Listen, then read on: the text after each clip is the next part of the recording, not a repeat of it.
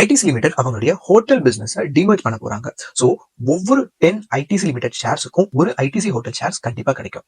இதுக்கான record date Jan 6, 2025. So இந்த ITC hotel ஷேர்ஸை என்ன பண்ணலாம்?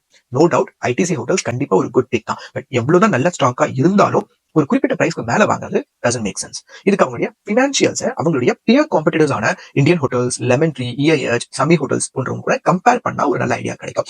அப்படி நான் கம்பேர் பண்ணி பார்த்ததுல ஒரு 140 to 160 will be a fair வேல்யூவா தெரியுது.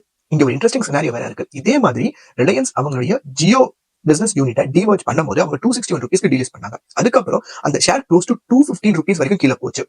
இதுக்கு முக்கியமான reasons mutual funds like large cap Nifty 50 கிட்ட இருந்து ஒரு செல்லிங் பிரஷர் கிரியேட் ஆச்சு. Because going forward Jio Nifty 50ல வராது. சோ அவங்க ஹோல்டிங்ஸ்ல இருந்து அதை ரிமூவ் பண்ணியே ஆகணும். பட் லேட்டரா அது பவுன்ஸ் பேக் ஆகி 380 வரைக்கும் போச்சு.